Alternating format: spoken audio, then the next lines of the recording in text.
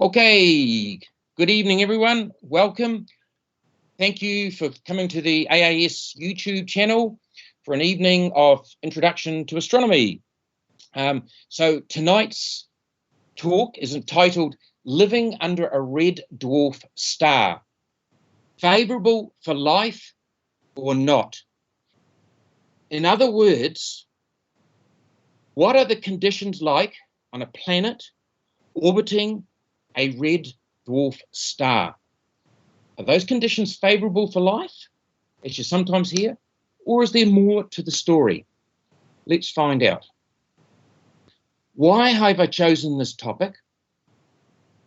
Over recent years, there's been a lot of media interest in that when NASA announces, hey guys, we've discovered some exoplanets with the potential for surface liquid water. And some of these stars have included familiar names to you by now: TRAPPIST-1, LHS 1140, Proxima Centauri. I think that was the last one about 12 months ago. And as you know, that's our closest star system, only 4.2 light years away. These stars, host stars for the exoplanets, all have something in common. They are red dwarfs. So that naturally leads to the question, hey guys, what are red dwarf stars and what are the exoplanets really like? Let's go find out. So, concerning red dwarf stars, I've got three key messages that I really want to impart for you to take home. One is they're very abundant. In fact, they're the most abundant type of star in the galaxy. 70% of all stars in the galaxies are red dwarfs. Can't actually see them. They're very, very faint. You can't see them with your naked eye. It's through telescopes that they see them. They're very long-lived. They're extremely long, stable lives. You'll find that out. You'll also see how they're very hyperactive. Not the Ritalin sort of hyperactive, but a lot of magnetic activity on their surface, which gives rise to a lot of frequent what are called super flares, like solar flares on the sun, but far more powerful and far more frequently. So these are three messages. They're abundant, they're long-lived, and they're hyperactive. As for planetary conditions on these planets, jeepers, it's complicated, and that's what we're going to talk about shortly. I want to use this talk also as a vehicle to talk about some general principles and ideas and concepts of astronomy, and I always like doing that. So we're going to talk about the general ideas behind stellar spectral classes, stellar evolution, how do stars sort of evolve over time, the initial mass function, and you've probably heard of that before, internal stellar heat transfer, in other words, how do stars get rid of the heat that they generate in their cores? What are flare stars? You may have heard of the term before, flare stars. We'll talk about that and what makes them so. We're going to briefly just revise on the common methods of how they find these planets, exoplanets going around these stars. And then we'll have fun talking about the potential properties of these exoplanets orbiting these red dwarf planets. And does that make them favourable for life or not? You'll find out, and you can make your own decision. So let's do stellar spectral classes. How are stars classified? And you're about to see how red dwarfs are very, very cool, as in low temperatures. So a bit of revision here. Spectral stellar classes are all labelled by letters of the alphabet: O, B, A, F, G, K, and M. And you might think to yourself, well, last time I went to school, actually the alphabet went something like A, B, C, D, E, F, and so on. And it's for historical reasons that the stars are labelled this way. When they didn't really fully understand the stars, they just labelled them A through to B, C, D, E, and F, and so on by their spectra of their hydrogen in their atmospheres. And they soon learnt there's more to the stars than that. And it was far more logical to classify stars according to their surface temperatures, which also reflects how big a star is and how long a star is going to live. So it just made so much sense. They kept the letters attached to the stars. And it so happens that's why you get your O, B, A, F, G, K, and M, and so on. And there's a mnemonic you see there on the screen. Oh, be a fine guy or girl, kiss me. And that's the common mnemonic to remember that sort of jumble of letters. So let's move on. I've got this little graph for you here. You'll see actually there, Here we go. There's the red dwarfs. A lot of people say, look, it's just the M class. Some people say it's the K and the M, but it doesn't really matter. You get the gist of it. They're these guys way down here, small, cool stars. So I've done this chart here. And the idea here is, let's look at the sun. The sun is a G-class star. And what they've labelled here, the temperature of the star, the surface temperature, how big compared to the solar mass, in other words, comparison with our sun, how big these stars are. L stands for luminosity, how bright they are. And main sequence lifetime refers to the amount of time that a star spends on what we call the main sequence, where it spends 90% of its life burning hydrogen into helium at the core, and it's usually pretty stable there. So let's go to class G, which is our sun. You see its surface temperature here is about 5,800 degrees Kelvin or thereabouts. Then you get these big hot O-class stars. Woohoo, they're over 30,000 degrees Kelvin. You see here, they're very large, 20 to 60 solar masses. Look how bright they are. They can, go up to 800,000 times the luminosity or brightness of our sun. But you'll also see here, notice our sun, it lives for about 10 billion years, so sort of 15 to 8, the range. Our sun can last about 10 billion years here on the main sequence. Look at these guys up here. They only hang around for a few million years. So the logic, the reason I put this on here, let's go to these K and M, in particular the M-type stars. See how cool they are, the surface temperature? You're talking sort of, 2,600 degrees Kelvin compared with, sort of 5,500 for the sun. A lot cooler. Look at their masses. Their masses start from about 8% of the size of the sun. So our sun's up here, 1 solar mass. These guys here are as low as 0.08, in other words, 8%. They go right up, if you include both the K and the M, they go up to about 80% of the mass of the sun. As for how bright they are, look how faint they are. You're going down here to 0.1% of the luminosity or brightness of the sun. So you get the gist here.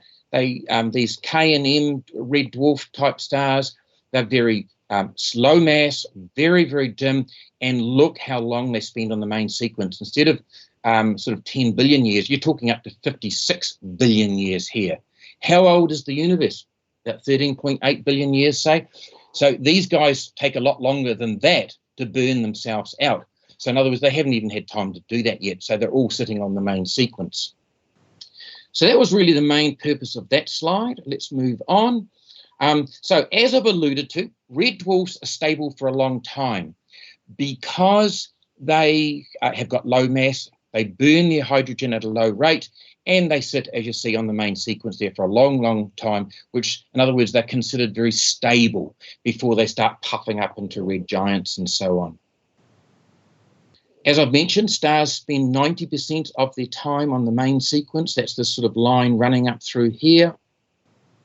And the best time for a planet to be around a star is when it is in that stable state on the main sequence, where it spends 90% of its time.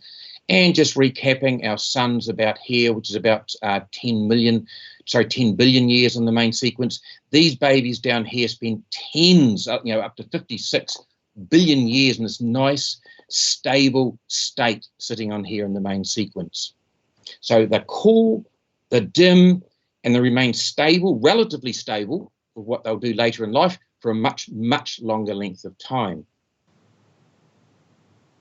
The initial mass function, that refers to when stars first appear on the main sequence, how many of each different size stars are there?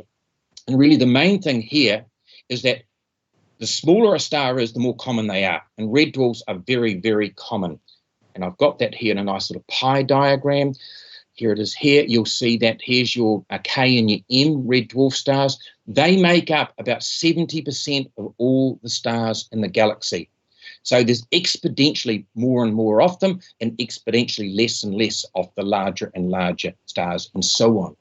So you're getting the gist of where I'm heading with all this. They might be cool in the dim, but they're stable for long lengths of periods. And there's so many more of them out there. So how do stars get rid of the heat? You'll know when they're burning hydrogen in their cores to produce helium. How does that heat then move out through the main body of the star and then dissipate out from the surface? And let's talk about that. This is the three main ways that heat transfer may be done.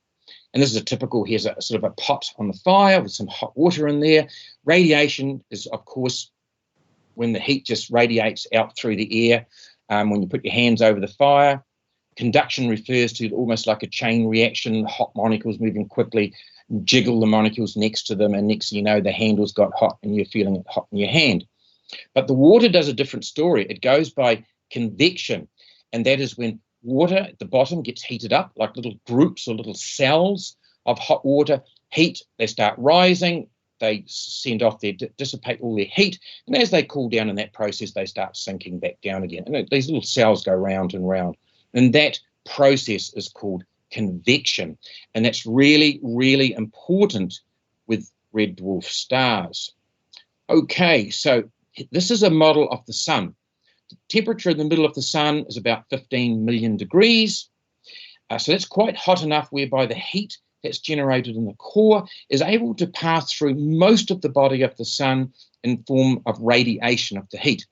Then the temperature gets just cool enough where it's no longer hot enough for radiation, and you start getting convection coming in here with little cells start rising, of hot plasma starts rising to the surface, cools off, lets go of its heat, cools down and starts dropping again. And this cycle goes on and on and on the surface of the sun. That's what you see. Now, with a red dwarf, the temperatures in the body of that star does not get high enough for radiation, for there's no radiation zone. So effectively, the whole body of the star is going through the process of convection. It's pretty much like your hot water boiling away there. And what does that cause? That then causes, you've got a lot of activity. Let's just go back a little bit here. So you've got all this sort of plasma. What is plasma? It's charged particles. What do you get when your charged particles start flying round and round? You start getting magnetic fields and so on activity. In fact, that's what causes sunspots and solar flares on our sun, is these twisted and distorted magnetic fields from the bit of convection that's going on. So here in these red dwarf stars, it's just all convection the whole way down. So you've got yourself a pretty busy surface of that star. So that's what leads us on to talking about flare stars now, whereby you have frequent, large super flares, they call them. So let's go on. Here we go. So here's that same diagram again, and you've got all this plasma that's getting churned round and round in convection. So all this lot of magnetic surface activity, which means you get a lot of solar flares or sun flares. They burst out. And what do they burst out? Lots of charged particles and high energy X-rays. So whereby you might think there's the solar wind and we get solar flares, we get X-rays blasting out and charged particles. That's nothing on these babies. These guys are constantly giving out loads and loads of super flares, much larger flares that would come out of our sun. Why? It's because they're all convection. It's convection the whole way through the star. So there's just huge lots of magnetic activity going on the surface of the star. So what are flare stars? Just a little bit about the flares themselves. They provide, potentially, they can provide lots of energy to get life underway, provide energy for photosynthesis. You know, that's the where plants start making energy from solar or from heat from the sun. Having said that, there's another side to them.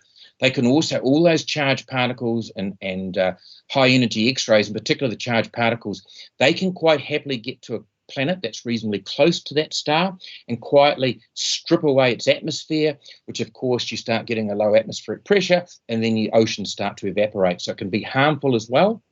And those charged particles and those high energy X-rays can also be quite harmful to the genetics process that's going on when life's starting to form. So potentially it's got some good sides to it, but potentially it's got some bad sort of aspects to it as well. Another thing here is that how do they find exoplanets?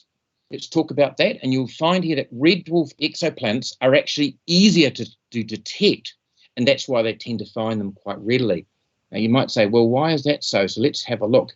What this graph shows you, there's all different ways that you can look for exoplanets. There's 5 main ways, but the 2 biggest ones by far are what's called the transit method, which is in green there, and the radial velocity method that goes down here. And you'll see, look, between these 2 methods here, that's 99% these days of how you locate exoplanets. So let's find out what these methods are. So this is your transit method. And the idea here is if you're looking at a star, and then a planet happens to go across in your line of sight, and you're measuring the intensity of light from those stars, as the planet moves across it, you get a dip. And this is what they call a light curve. You've got time on the x-axis, the brightness or luminosity on the y-axis, and you're watching the star. As the planet moves across it in your line of sight, you start seeing a dip in the brightness because the planet is blocking it. Now, you get a really big star and a small planet, the proportion of light that's getting blocked is really, really small. And those little dips in your light curves are harder to find. But you consider a much smaller star, as that planet moves across it, that planet is making a more proportional dip in light. It's a higher percentage of the star's light. So you'll see a bigger, more obvious dip here in the light curve. So with this method, the transit method, it is far easier to identify a planet going around a small M or K red dwarf than it would be, say, one of those big O or B massive big stars. The other way is the radial velocity. When a planet goes round a star, it actually looks that way. It looks like it's just going round and round the star. But what's actually happening is they're both wobbling or going around the common sort of center of gravity. And it just so happens that almost always that's actually at some point in the body of the star. So the star creates a bit of a wobble. So wherever you've got a planet going around a star, albeit small, but that star will just gently wobble a little bit as it wobbles around a point within inside its body, which is the center of gravity for both the star and the planet. And that's what they're able to pick up. As the star moves towards you here, or it's moving away in its process of wobbling, the wavelengths of light get either stretched further out, like redshifted, if it's wobbling away, or if it's in the process of moving towards you in the wobble process, those wavelengths get squashed up a little bit in what they call blue shifted. And you've probably heard of the Doppler effect, and that is the Doppler effect. As something's moving away from you, its light waves will get larger, it'll appear to get stretched. If something's moving towards you, the light will get sort of shifted towards the blue end or shorter wavelengths. And so that's what they're able to look at. Now, it also follows that if you have a slow mass star, such as one of these red dwarfs with a planet of certain size, the center of gravity of that system is going to be further away from the center of that star, which means the star is going to wobble more than if that same planet was going around a big star, in which case the center of gravity would probably, the common center of gravity would probably be almost bang smack in the middle, very, very close to that star. So it's going to wobble less. So it makes sense that with these red dwarf stars, they tend to wobble more, which you can pick up with this radial velocity method. So these 2 key methods that scientists are using today to detect these red dwarf stars, both of them lend themselves naturally to picking up exoplanets orbiting red dwarf stars. So that's a big favourable thing. So now we're going to move on to now potential properties. So I just want to move back a little bit here. I think I do recap here. But so you've learned about, revised about spectral classes. These guys are small, they're dim, they're very cool. They spend a long time on the main sequence, so they're nice and stable for long lengths of time. There's loads and loads of them. They make up 70% of all the stars in the galaxy, but they're not strong enough to create radiation, so it's all convection. So a lot of tuning up of plasmas going on, and they have frequent large super flares. Another side of them, because of their relatively small size, and you've got the planets make up a bigger proportion of volume compared with them, say, with a bigger star, they're more readily to be seen. So let's move on now to potential properties of exoplanets orbiting red dwarfs. This is where it gets a little bit fun. So what are the conditions like? And the bottom line is there's many, many factors, which we're going to go over right now. And they include all these ones I've written here. So let's have a look. So red dwarfs happen to form smaller planets more easier than large stars. And what we do know, what they've observed so far, is when you look at a red dwarf, they very rarely have gas giants. 3.5 times more Earth-sized planets than, say, a star the size of our sun. They just tend to have lots and lots of much more smaller planets about the size of the Earth. 1 in 4 red dwarfs that's been identified has an Earth-sized planet in the habitable zone. So next thing is going to say, what is the habitable zone? So let's talk about that. So the main message to this slide is red dwarfs more readily form small planets, sort of rocky planets the size of Earth, than some big O or B style star, and certainly by more than our sun, which is a G type. So a habitable zone, you've probably heard sort of NASA talk about it. We've found some planet, it's in habitable zone, therefore it's got the potential for liquid water on its surface. And indeed, that is the habitable zone. It's defined by the distance from a star to the planet, its orbit, whereby it's suitable, the temperature at that distance is suitable for liquid water. So it follows that if you've got a cooler, dimmer star, that's going to be further in. If you've got a big, massive, hot star, that habitable zone is going to be further out. But that's by definition what a habitable zone means. It's the zone around a star whereby the temperature is just right for surface liquid water. You'll sometimes hear it called the Goldilocks Zone as well. Okay, so here's a little demonstration of that here. Here's our sun. It's a G spectral type. Here's your zone in here, sort of yay far out. Anything inside here, it's going to be too hot. The water sort of evaporates. Anything further outside, it forms into ice. It's too cold. In this zone here, it's just right, and water on the surface of any planet in this zone here is going to be liquid. Here's a bigger star, an A-type star, much bigger, much hotter. So naturally, that habitable zone is going to be further out.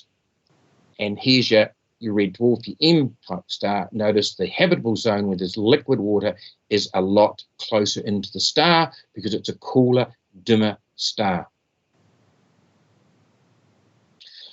This slide isn't interesting because it also shows that here you've got your stellar distance. This is 1 AU, astronomical unit. In other words, the distance from Earth to our sun.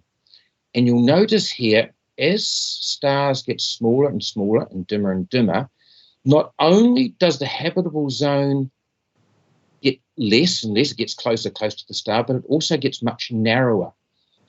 And if you start getting stars really, really close in here, that's when you start running into some interesting things. You start getting gravitational and atmospheric influences on that planet from the star. Why? Just because you're getting closer and closer to it. So let's go and find out. Gravitational influence, you often call those tidal. It's because that's why we use the word tides. Tide refers to the gravitational attraction, for example, between the moon and the Earth and so on. So we often talk about tidal locking. In other words, the gravitational influence is so high, the tidal forces are so high, you start getting what they call tidal locking, which you're going to see shortly.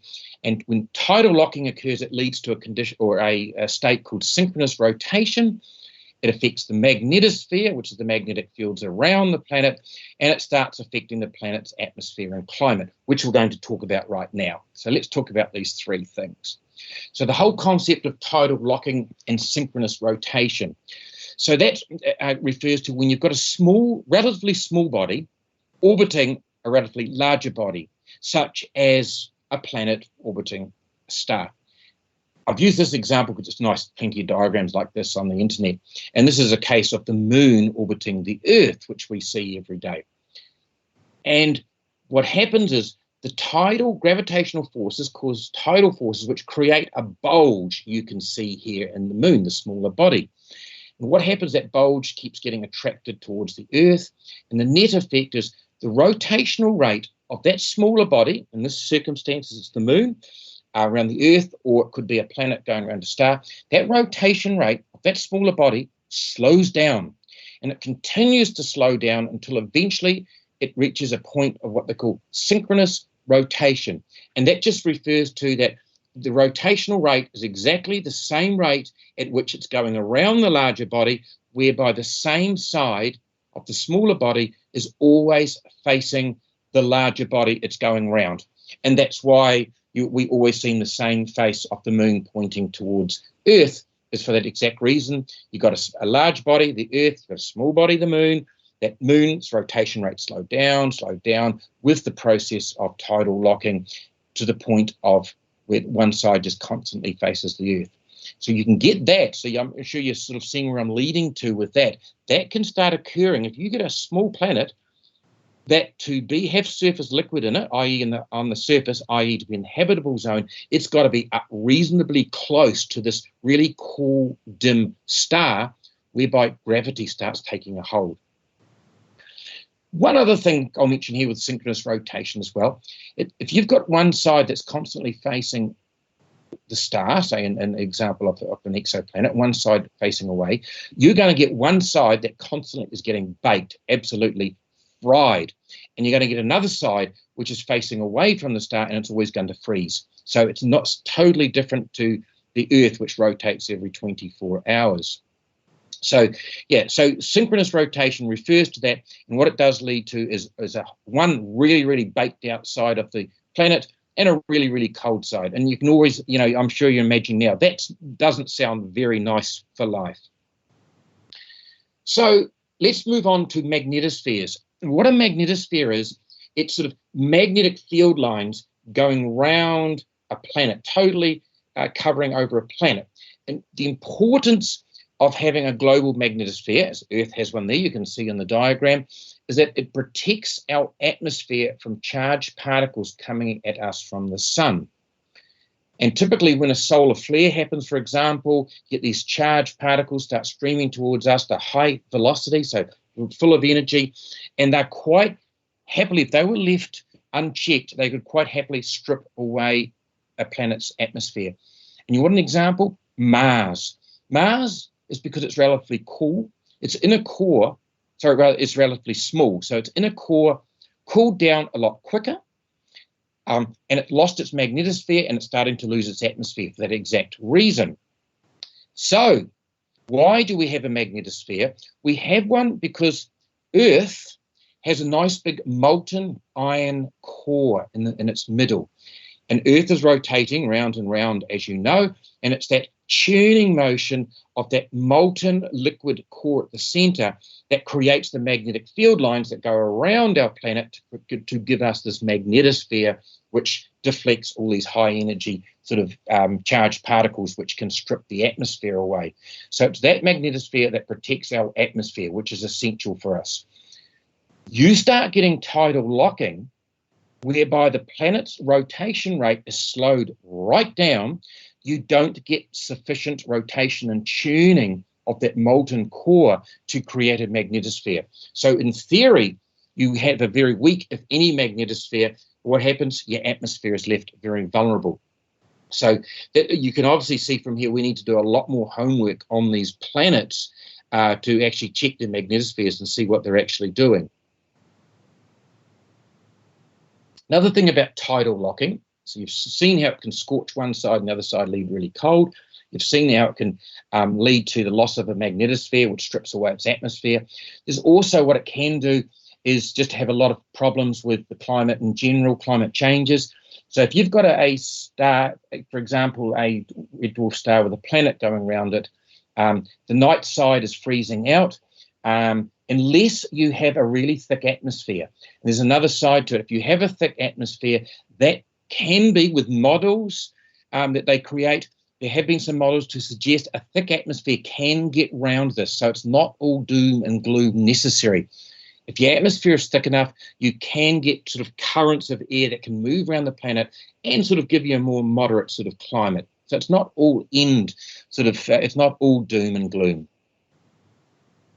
The other thing is, if you have an ocean, a large enough ocean on this particular planet, particularly facing the dayward side of the planet, you start getting evaporation and you start getting a lot of cloud cover facing the star. And that in turn would reflect a lot of the light away, the light and the heat would get reflected away from that day side of the planet and would prevent that side from heating up, what we call a runaway greenhouse effect, where suddenly the temperature goes up and up and up and the surface water starts to evaporate. So it's not all doom and gloom, and that's why I put in there, is it favourable for life or not? You might think, jeepers, it's not, if it's got to be so close and it's getting scorched and it's lost its magnetosphere and it's losing its atmosphere. There are certain conditions. If you get a planet with a thick enough atmosphere, you will get circulation of air going around, which will give you a moderate climate. If you've got an ocean on the surface of that planet, your liquid water in the habitable zone, it can create clouds, reflect a lot of that light and heat away from you. So you can see here, it's not straightforward at all. Other things. So I've told you about the huge gravitational effect on the planet from being so close to the star. Also, these red dwarf stars tend to have a lot of smaller planets, and they often get them sort of, they're fairly close together. It's just the way it is. The disk from which the planets form, it's small. So most of their planets are often sort of fairly closely packed together near it, which means you're not only getting gravitational effects from the actual red dwarf star itself, you're also getting gravitational effects from its buddy planets that it's sharing various orbits with. And I'm going to go over these 3 points now. We're going to talk about eccentricity, or how elongated an orbit is, then axial tilt, in other words, how much of the tilt has a planet got, and also whether there's sort of tectonic plate tectonics and volcanism and so on going on. These 3 factors in a planet are all influenced by gravitational effects from its neighbouring planets, which red dwarfs tend to have a lot of rocky planets going around, all sort of in a same proximity to the star. Now, one thing that happens is eccentricity can get increased, and that refers to the orbit gets elongated. So that's sort of circular orbit here. But if you've got a lot of planets all going around here, they all start affecting each other's orbit. And there's a natural tendency with models, you can get a planet or two starts getting really stretched out, elongated orbits like that, what they call highly eccentric, or eccentricity. Now, what does that do? You might say, well, big deal. What does that do? That gives rise to extreme seasons and climate changes, which is not good for life. Life likes stability. So you can see as it's swinging around here, it's really, really hot. As it gets out here, it gets really, really cold. Life does not like that. So if you've got a lot of planets, you're starting, 1 or 2 of these planets might get really elongated orbits. That's not good. How about the axial tilt? As Earth's got about 23.5 degrees. And certainly planets, not all are like that. Some are upright with very little tilt. Some are right over on their sides. But axial tilt can change depending on the influence or the gravitational tugging of neighbouring planets, whereby you can get a real large tilt, a narrow tilt, or you can get an unstable tilt where it's wobbling all over the place. That gives rise to extreme seasons. It is because of our relatively stable axial tilt of 23.5 degrees of the Earth that we have reasonably sort of moderate and stable seasons. Of course, we've got a lovely big moon next to us, and that holds us reasonably stable as well. Once again, that impairs the sustainability of life. Life does not like extreme conditions and those conditions to be changing all the time, because otherwise it's got to readapt itself. And that just does not happen every time a planet orbits the sun, its own sun or star, rather. Another factor in here is that being so sort of, well, we're talking about climates and so on as well, climate stability, such as with changes of orbits and axial tilts, a red dwarf pumps out more infrared radiation than other stars. For example, our sun, which is a G-type star, as you all know, pumps out mainly in the visible and a little bit of ultraviolet radiation with little bits of infrared, but it's predominantly in the visual or optical range of wavelengths. An M-class, however, predominantly throws out light in the infrared. It's a lot cooler and dimmer. And infrared photons light particles are absorbed by water, carbon dioxide, methane gases in the atmosphere. So that acts, the sort of hot greenhouse gases, you've probably heard of those before. That is, as the CO2 level and the methane levels rise on Earth, what do we get? We absorb any infrared we do get, the temperature starts rising. So if you've got these planets that you might think are rather cool, but too cool for life because of all these other things that are going on, and the star's not very bright, but a lot of it's infrared. And if you get an atmosphere in there in that star, that atmosphere, particularly if it's got CO2 or water vapor or methane, that's going to absorb those infrared and start raising the temperatures of the atmosphere of those planets. We've also got here, let's go through here, another factor. Particularly if you've got a highly elongated orbit, as the planet starts approaching near to the star, you start, because of gravitational effects again, if you've got tectonic plates, sometimes you don't even need those. Because of all the tidal forces working on that planet, you get a lot of tidal or gravitational stretching and flexing and twisting of the crust of that planet. You start getting geological activity. Plate tectonics move, volcanoes start getting active and so on. And that's a good thing for life, because it tends to recycle things like carbon and so on. So that's a good thing. So I've just told you how these elongated orbits and funny axial tilts and stuff through gravity from other planets can be a bad thing. It can also be a good thing. So every point that I've raised up here has got a good side to it and a bad side to it. So as you can see, it's pretty messy and it's pretty complicated. We've got a lot more work to do on it yet. Photosynthesis. That's, of course, the important thing of plant life. They pretty much are the key that sort of gets all the energy from the sun, which provides nutrition and energy for animals to eat and so on, produces oxygen. It's essential to life on Earth. We're lucky because the plants tend to absorb the optical wavelengths of light. So infrared is the low energy infrared wavelengths that are emitted from red dwarfs. Are they powerful enough to drive photosynthesis? We don't know. Maybe, maybe not. If they're not, we've got all these high energy X-ray flares coming from these. That could make up the difference. So once again, here's another principle. You think, well, is that good or is it bad? Is it a mixture of both? We don't really know. So there's a lot of factors involved in all this, and there's a lot more work to be done on it yet. Is it favourable for life or not? We don't know. So I've probably prattled on quite a bit here. So I thought I'd bring it together in sort of some slides here and try and put it together in sort of much more easy to understand. So the habitable zone, in other words, when you've got these red dwarfs, they're cool and the dim, the habitable zone, which refers to when you've got surface liquid water on a planet, it has to be in really, really close and tight because of the cooler, smaller star. Because of that, you're getting more gravitational influence from that star, which creates extremely hot and cold hemispheres. One side of the planet could be hot, one side could be cool. Because of that, if you've got a liquid iron core that generates sort of magnetic field lines which protects your atmosphere, that might be reduced because you're getting that tidal locking. All these things can affect the atmospheric and climatic changes on that planet. However, it can be countered by, if you've got a thick atmosphere and oceans, that can counter all those negative effects I've mentioned. If you're getting a lot of other close planets, which red dwarfs you do, you tend to have more than one. You might have 2, 3, 4, 5. I think TRAPPIST-1 had 5 planets going around all sort of similar distances. They have an influence on each other. They increase the eccentricity, or how elongated an orbit is. They can affect the axial tilt, how far a planet's tilted over on its side.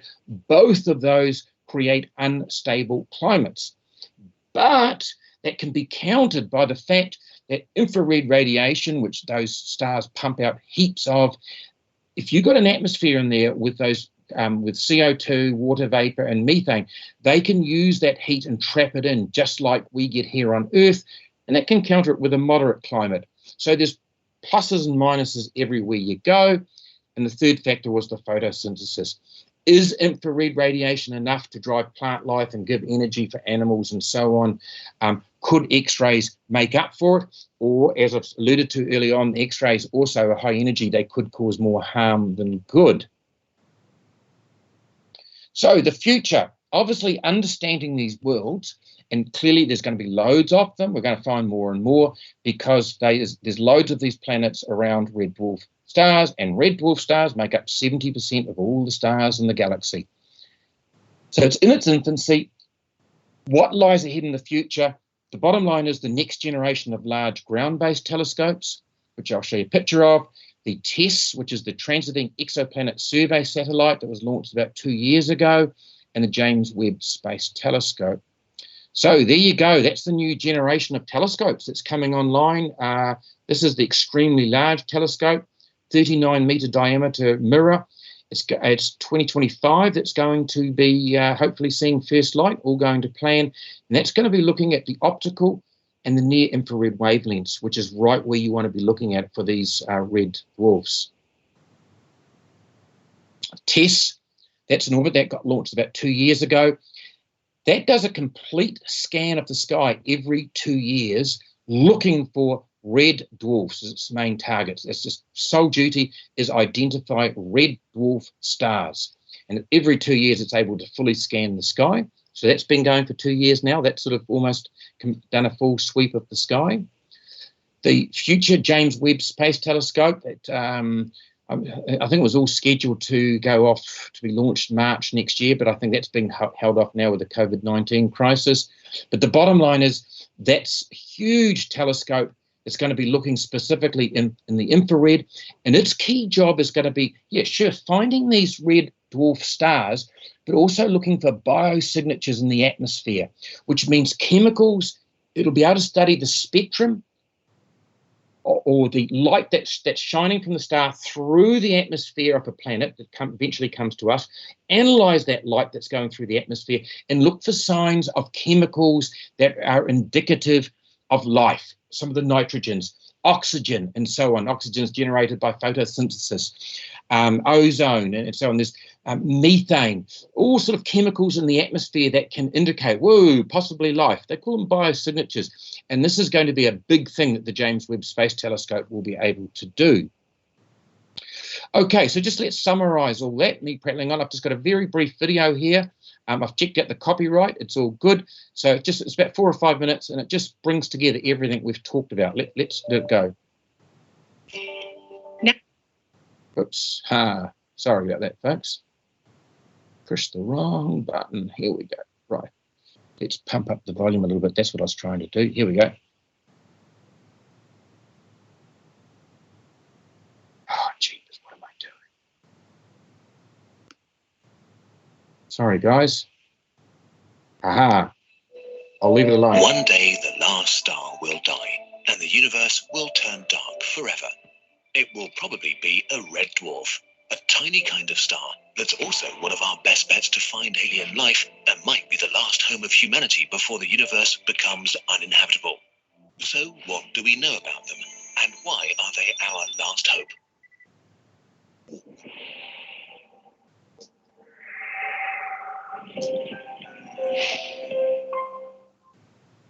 At least 70% of stars in the universe are red dwarfs. They are the tiniest stars out there, with only about 7 to 50% of the mass of our Sun, not that much bigger than our planet Jupiter, which is still huge though. They are also very dim. It's impossible to see them with the naked eye. You've never seen one in the night sky. Even with all our technology, we can only clearly observe red dwarfs in our neighborhood. Approximately 20 of the 30 stars close to Earth are red dwarfs. Like all stars, red dwarfs fuse hydrogen into helium. But while more massive stars accumulate all the fused helium in their cores, red dwarfs stay convective, meaning that the helium and hydrogen constantly mix. So they use up their fuel incredibly slowly before they're extinguished. Red dwarfs burn so slowly that their average lifespan is between 1 and 10 trillion years. By comparison, the Sun will survive for another 5 billion years. Because the universe is only 13.75 billion years old, not a single red dwarf has reached later development stages. Every single one of the trillions that exist is still a baby. Speaking of babies, the smallest star in the entire universe is also a red dwarf, because small red dwarfs are right on the verge of being a star at all. Just a tiny bit less hydrogen, and they are mere brown dwarfs, failed stars that cannot sustain a fusion reaction for long. So what about aliens, or a new home for humanity? Since our sun will die one day, we'll eventually need to look for a new home. And where there are habitable planets, there might also be aliens. The Kepler Space Observatory found that at least half of all red dwarfs host rock planets between 1/2 and 4 times the mass of our Earth. Many of them are in the habitable zone, the area around a star where water can be liquid. But since red dwarfs burn at relatively cold temperatures, a planet would need to be really close to be hospitable, probably as close as Mercury to our sun, or even closer. Which brings with it all kinds of problems. For example, a planet this close to a star would probably be tidally locked, meaning the same side would always face it. This side would be incredibly hot, while the shadow side would be frozen, which makes it hard for life to develop. Although a planet with a big enough ocean might be able to distribute the star's energy and create some kind of stability. Or the gravitational forces of the red dwarf could squeeze the planet and heat it up so much that it might lose all its water over time. These planets could end up like Venus, a hot, burning hell. Another problem is that many red dwarfs vary in their energy output. They can be covered in star spots that can dim their emitted light by up to 40% for months, which would cause oceans on planets to freeze over. At other times, they can emit powerful solar flares, sudden outbursts of energy, incredibly powerful. These red dwarfs could double their brightness in minutes, which could strip away sizable portions of a planet's atmosphere and burn it, rendering it sterile. On the other hand, their extremely long lifespan is a big plus. A red dwarf with just moderate levels of activity could be an amazing place for a planet that hosts life. Life on Earth has existed for about 4 billion years, and we have about 1 billion years left before the sun becomes so hot that complex life on Earth will become impossible. We will either die out or leave Earth and look for a new home. We could build a civilization for potentially trillions of years around a red dwarf with the right conditions. About 5% of the red dwarfs in the Milky Way may host habitable, roughly Earth-sized planets. That would be more than 4 billion in total. But life may not even need a planet like Earth. Candidates for life around a red dwarf may be the moons of gas giants, also called super-Earths, really massive rocky planets. All in all, there are an estimated 60 billion potentially habitable planets around red dwarfs, and that's in the Milky Way alone. So red dwarfs might become really important for our survival in the future. But everything has to die at some point, even red dwarfs. When in trillions of years the life of the last red dwarf in the universe is about to end, it will not be a very spectacular event. As its hydrogen runs out, it shrinks, becoming a blue dwarf, burning out completely. After its fuel is spent, it's transformed into a white dwarf, an object about as small as Earth, packed very densely and made of degenerate gases, mostly of helium-4 nuclei. Having no more source of energy, it will cool extremely slowly over trillions of years until it becomes its final form, a cold black dwarf. White and black dwarfs are so fascinating that they deserve their own video. Anyway, it's going to be a long time before the last stars in the universe vanish. It's kind of uplifting to know that if humanity succeeds in venturing into space, we have plenty of time before the universe turns out the lights. Our videos are made thanks to your support on patreon.com. Okay, so I thought that little video there was quite nice, how it just illustrated all those multiple factors. And I think hopefully every time he brought in a concept, you thought to yourself, yep, we've just talked about that. So it brings those together nicely, and just sort of really illustrates how it's not straightforward. It's not all bad, but it's not all good either. It's quite complex. So this one here is on the TESS, the Transiting Exoplanet Sky Survey.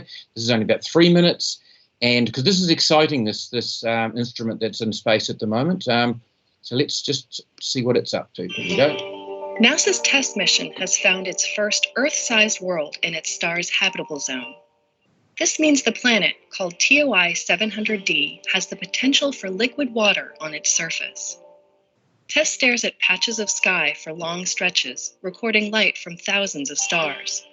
Some of these stars have planets that cross or transit in front of them.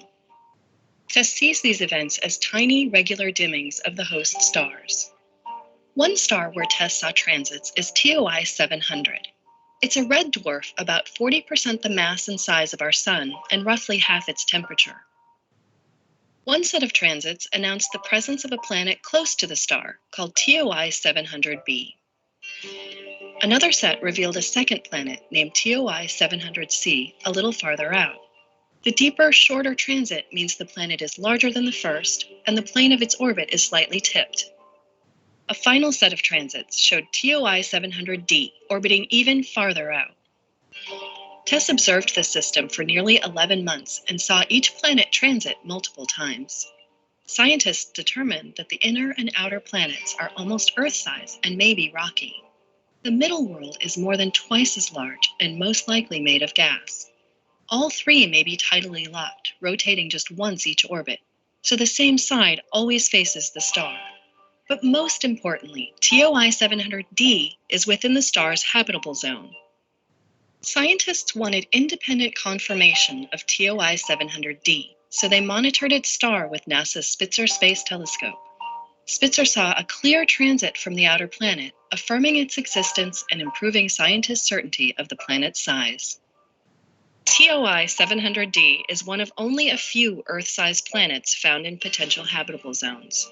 Others include discoveries by Kepler and several planets in the TRAPPIST-1 system. Because TOI 700 is bright and nearby, the planets are good candidates for precise mass measurements by ground-based telescopes. Future missions may also tell us if the worlds have atmospheres, but scientists need to know what kinds of signals to look for. Researchers at NASA's Goddard Space Flight Center created models of the planet to explore its potential conditions. One version is a water-covered world with an atmosphere similar to early Mars, but denser. Another looks like a completely dry version of today's Earth. Both models have vastly different surface temperatures. Light passing through their atmospheres creates distinct signals because different molecules are present. By simulating these data now, scientists can make predictions for real future observations and narrow the range of TOI 700d's possible conditions. We still have much to learn about the TOI 700 system, but thanks to TESS, Spitzer, and the work of many scientists, we're beginning to form a picture of its exciting new worlds. Yeah, so that's another little video there that just sort of brings together some of the ideas that we sort of spoke about and covered, so brings it together quite nicely. So let's just do a little bit of brief recapping. Living under a red dwarf star, 3 key messages on red dwarfs. They're abundant. They make up 70% of all the stars in the galaxy. They're very long-lived. They live extremely long, stable lives. You know, you're talking billions and billions of years, up to trillions of years.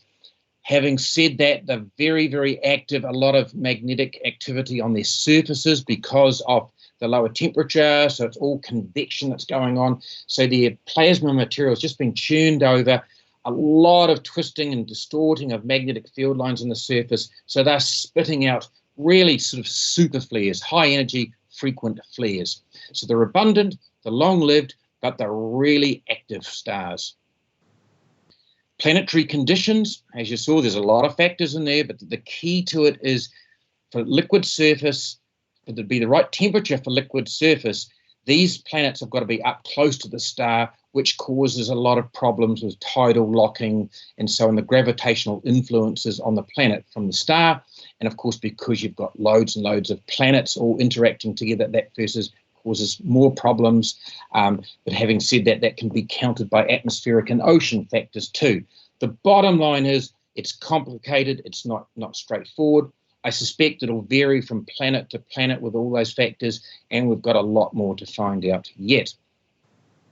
So here's some homework for you. When you get home, look on the TESS social media site, whether it be Facebook or Instagram or something like that. They will be all those NASA missions and stuff. They've got their own little social media sort of sites. So sign up with it, follow it, and follow its progress in identifying the planets around red dwarf stars. Don't wait for them to be announced on the news, because a lot of the time they won't be. It's only the hyped up and over sort of sensationalized stuff that often gets the news anyway. There's a lot of really interesting stuff going on. There's some good homework for you. I'd highly recommend you do something like that. Okay, so that pretty much finishes up here. Thanks for listening and watching, guys. Hope it's been a bit of fun time. So, okay, so here we go. Time for questions. We've got one question. Okay. So one question from Rolls8469 in the chat, who wants to know, in our solar system, which other planets are in the habitable zones? That's in our solar system. Yeah. Okay. So you've got Earth. Mars actually is in the zone. It's in the outer aspects of the zone. So you've got Earth and Mars. And next thing you're going to probably say, well, where's the liquid water on Mars? That Mars is, a lot of its water is pretty much gone ice. It's turned to ice because it's cold and very thin atmosphere. Why? Mars is much smaller than Earth. It's half the size. So because of that, it's got a large surface area to volume, which means it lost its internal heat very, very quickly. The molten core, which creates that magnetosphere, cooled down. Mars lost its global magnetosphere, i.e. its protection for its atmosphere. The sun, just as we've talked about, the sun's those charged particles just ripping into Mars's atmosphere, stripping it away, lost a lot of its atmosphere to space. Low atmospheric pressure means cold temperatures, which is good for ice, of course, but no good for liquid water. And, of course, the low atmospheric pressure meant that it wasn't high enough for liquid water. But if you pumped hypothetically, and maybe we're pretty good at this actually, as greenhouse effect gases. If we go up there over a few hundred years, start doing some good old industrial pollution and stuff, which we're really good at, we excel at it. Pump CO2 and what have you into Mars's atmosphere, pump it up again. Yes, you would have liquid water on its surface. It's in the zone. Venus and Mars too hot. Jupiter outwards too cold. Water just exists as ice. So I hope that answers the question. Yep. Thanks for that, Chris. There's just one more question from Jonathan Park, who says, thank you, Chris, for a very informative talk. Can you tell me, is it possible for large gas giants to form around red dwarfs? I'm glad you asked that question, Jonathan. I bet you think you've got me now, don't you, eh? The answer is yes, they can. Not very common. There's only been about 2 or 3 studies where they actually have found these gas giants around dwarf stars. And really what it's done, it's challenged sort of the theory on how planets formed. The general consensus is that most planets form. So how do you get a one of these small red dwarf planets anyway? All stars start from a cloud of gas and dust that starts gravitationally attracted towards itself, and you start spinning. You end up with a central star with a disk around it. And in that disk, slowly little seeds start forming, if you will, where small objects will start forming, growing larger and larger.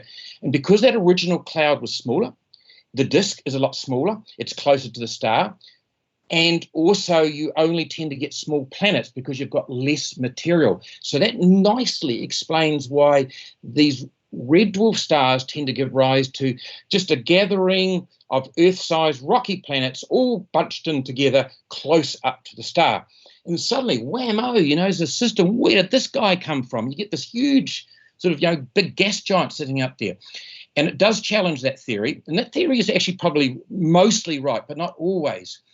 And there is some good evidence with modeling and so on that if you get a disk that's big enough and you just happen to get a wide enough disk around one of these little red dwarf stars, that a process called gravitational instability forms, whereby you get just a random clump in some of the outer part of that disk. It just suddenly clumps together, and of course gravity self-attracts and so on. Next thing you know, you've got a snowball effect further out, and it slowly with time it gathers more and more and more through this process of gravitational instability.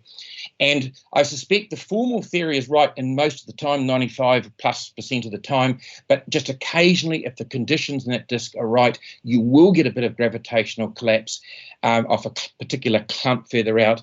And yes, very uncommon, but yes, Jonathan, you can get gas giants around red dwarf stars, just albeit very rarely, but indeed they have been seen, and that's the general idea why they think they probably occur there. Okay, I think thanks for that. There's a comment from Grant Christie here saying that that I don't think this is a question, but he said our first planet discovery by microlensing in 2005 was a 4.4 times Jupiter, which implies massive planets should be quite common. Right, yeah. Well, I have read some of the stuff around it, and I know there are examples, but my understanding is I don't know how common they are, but most of the studies, my understanding is that most of them, they haven't seen them, but they have seen them. And obviously that particular one, yes, they've seen them.